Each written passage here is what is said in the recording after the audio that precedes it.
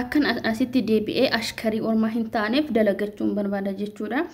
Rabbiinis kaayyoo kiyya sanitti na haa guutu siniin jedha. Waaqayyotu beeka akka nuti karoorfanne wanti hunduu hin milkaa'u. Kan milkaa'ullee jira kan hin milkoofnellee jira jechuudha. Rabbitu beeka kaayyoo karoora keenya san rabbiin nuuf haa guutu hunda keenyaaf siniin jedha.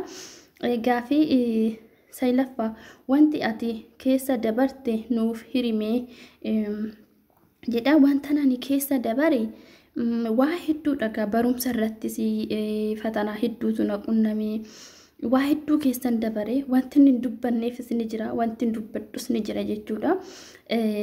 Social mediaadha waan ta'eef waan keessa ofii hunda naasawata mitiiree namatti kun immoo nama osoo hin taane social media waan ta'eef wanti keessa dabare waa hedduudha jechuudha. Daa'immoo kiyyaan qabeetu fatanaa hedduutu na qunnamee fatanaa hedduu amma kana hin jedhamne jechuudha. Namni yeroo rakkina kootii yeroo ani rakkadhee waa dhabee yeroo ani karaa irratti hafetti namumti ka'eetii kana godhadhu ka'isi gargaaraa yaadanillee kan na bira dhaabbate hin jiru jechuudha. Dawwalamaa jira kanaafan cufe jechuudha.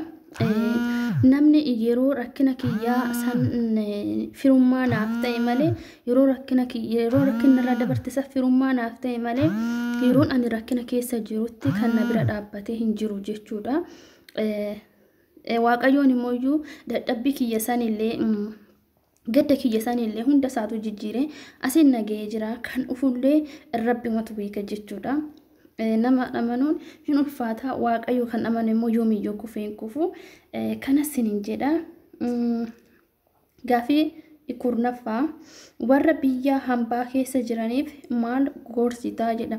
Ijoollee biyya hambaa keessa jiraniif gorsana ni gorsuufi yeroo namni sinitti dallanus ta'e yeroo namni biyyaa isin aarsu ta'e waaqayyo keessan qofa kadhadhaadha.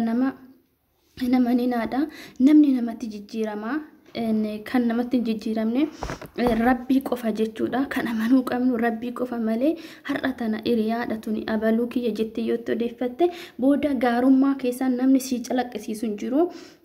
Wanta ati gaarii dalatteef sanii gara hamaatti fudhatanii yoo dubbatte dubbattu si godhanii yoo calliste duudaa si godhanii yoo dalagatte maraattu si godhanii bakka atiin ofii keetiif konfidensi ofii keetiif sosocho'uu qabda malee namni maal naan jedha jettee waan karoorfattillee ta'e waan hojjettullee ta'e sammuu kee qofa sochoosuu qabda malee waa'ee namaa yookiin waa'ee nama biraa qabattee hordofuu hin qabduun jedha.